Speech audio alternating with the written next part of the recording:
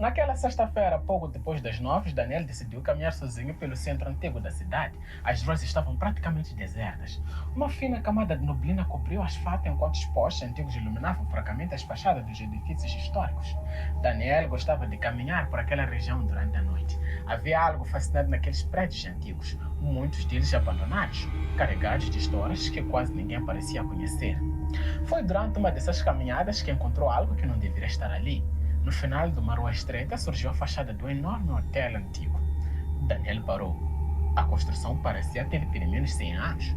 Possuía janelas altas, varandas de ferro enferrujado e uma enorme porta de madeira escura. O mais estranho é que Daniel conhecia muito bem aquela região. Aquele hotel simplesmente não existia. Mesmo assim, havia uma placa dourada sobre a entrada. Hotel Santa Lúcia. A porta estava entreaberta. Movido pela curiosidade, Daniel entrou. O interior parecia pertencer a outra época. Um enorme lustre antigo pendia do teto. Malas de cores estavam empilhadas pelos próximos da recepção.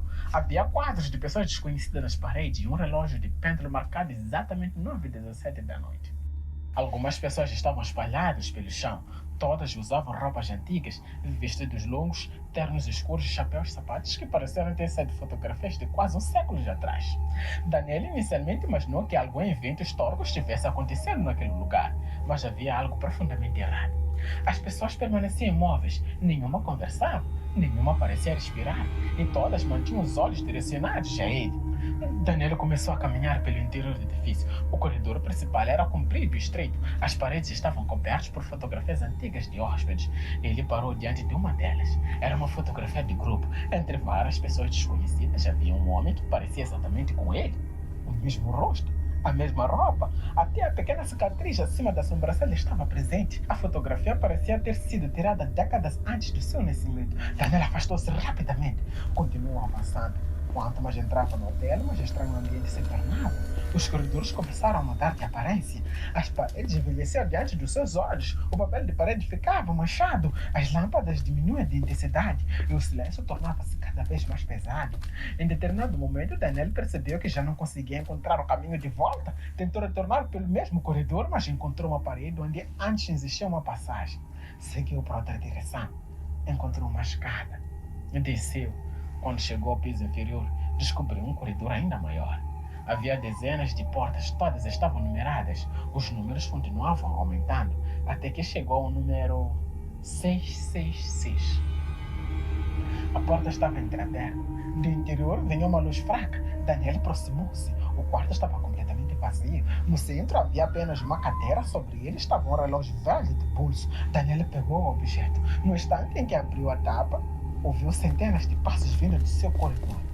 Virou-se rapidamente. As portas estavam abertas e havia pessoas paradas diante delas. Centenas, todas possuíam o mesmo rosto. Algumas eram crianças, outras eram idosas. Algumas estavam cobertas de líquido escuro, um líquido estranho que ele não conseguia identificar. Outras apresentavam corpos deformados, mas todas possuíam exatamente os mesmos olhos.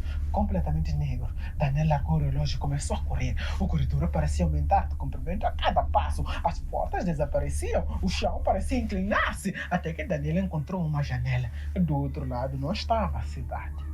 Havia um mundo destruído, prédios queimados, carros abandonados, ruas cobertas por uma névoa espessa e centenas de figuras caminhando lentamente entre os edifícios. Parecia uma cidade depois do fim do mundo. Daniel percebeu então que o hotel não estava localizado em algum lugar da sua cidade. Estava em outro lugar, um outro tempo, talvez outra realidade.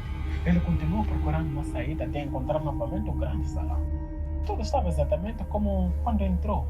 O lustre, a recepção, as malas, as pessoas imóveis, mas havia uma diferença. Agora todas estavam viradas para a porta, como se estivesse esperando alguém. Daniel correu em direção à saída. A porta finalmente apareceu. Ele atravessou. Quando voltou para a rua, caiu de joelhos. O ar frio atingiu o rosto. A cidade estava novamente diante dos seus olhos. As luzes, os carros, os edifícios, tudo parecia normal. Daniel olhou imediatamente para o relógio de um prédio próximo e congelou. Era 9h19. Tinham passado apenas 2 minutos. Ele havia permanecido dentro daquele hotel durante uma experiência que parecia ter durado horas. Daniel correu para casa. Durante todo o caminho tentou convencer-se de que tudo tinha sido apenas uma alucinação, até perceber que ainda segurava alguma coisa. o relógio de bolso, aquele mesmo objeto encontrado no quarto 66. Na parte traseira havia uma inscrição que Daniel nunca tinha visto antes. Uma data, 15 de agosto de 2031. Era uma data que ainda não tinha acontecido. Daniel ficou olhando para o relógio durante vários segundos. Então percebeu algo ainda mais assustador. O ponteiro de segundos já havia parado e no silêncio de seu quarto começou a ouvir um som vindo do corredor. 3 batidas lentas. Depois outras 3. Daniel ficou imóvel. Não havia alguém em casa. Ele aproximou-se lentamente da porta. Quando abriu a porta, encontrou apenas um corredor vazio. Mas havia uma coisa diferente. Uma nova porta tinha surgido na parede. Uma porta antiga, de madeira escura, exatamente igual à entrada daquele hotel. E sobre ela havia uma pequena placa dourada. Quarto C6. Naquela noite, Daniel entendeu que talvez nunca tivesse realmente saído daquele lugar. Talvez o hotel tivesse apenas permitido que ele voltasse. Porque alguns lugares não precisam prender o corpo de uma pessoa. Basta deixar uma porta aberta dentro da sua mente. E enquanto aquela porta continuar a existir, o Hotel Santa Lúcia também continuará esperando-se pelo seu próximo hóspede. Se você gostou dessa história, considere deixar seu like, isso ajuda muito o conteúdo a chegar para mais pessoas. Se inscreve, ativa o sininho das notificações para não perder os próximos vídeos. Obrigado por assistir, um grande abraço, até a próxima oportunidade e nos vemos por aí.